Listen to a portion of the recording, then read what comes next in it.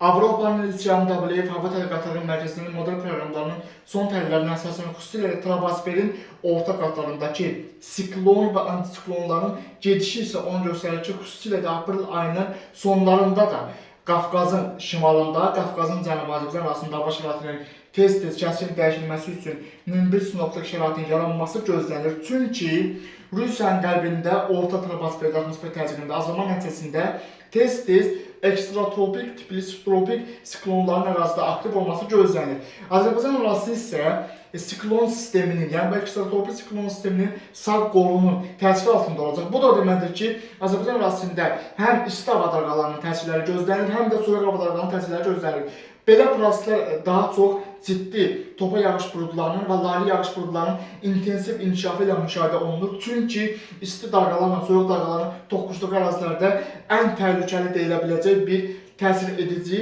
atmosfer hadisələri qeydə alınır. Topa yağış buludlarının güclü inkişafı, supersel buludların təsirindən Leysan xarakterli yağışların qısa müddət ərzində lokal xarakterli, güclü və şiddətli olması, eyni zamanda dolu proseslərinin intensivləşməsi, hətta dolunun diametrinin kifayət qədər iri dənələr yağması nəticəsində hava ilə əlaqəli olan bir sıra sahələrdə müəyyən risklərin artması ehtimalları da var.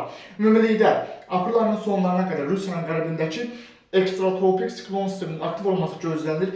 Hətta 2026-cı ilin may və iyun aylarının əvvəllərində, yəni may ayı ərzində və iyun ayının birinci 10 günlük ərzində də Rusiyanın qərbində yay ayları üçün xarakteri olmayan qeyri-adi dərəcədə bir soyuma gözlənilir. Bu prosesə səbəb isə ərazidə tez-tez ekstratropik tipli siklon sistemlərinin aktiv olması nəticəsində ərazidə havanın temperaturunun tez-tez azalması, güclü fırtınaların baş verməsi üçün münbir sinoptik şəraitin yaranması gözlənilir. Eyni zamanda Aralıq dənizinin şərqindən və Qara dənizdən daşınan rütubətli hava ilə və Xəzər dənizindən daşınan rütubətli hava ilə troposferin orta qatlarında toqquşan soyuq və isti hava şüalarının təsirindən Azərbaycan ərazisində də 2026-cı ilin aprel ayının sonlarında may və iyun ayının birinci 10 günlüyünə qədər olan müddət ərzində tez-tez hava şəraitinin dəyişilməsi gözlənilir. Yəni hər 2 gündən bir hava şəraitində dəyişiklik gözlənilir.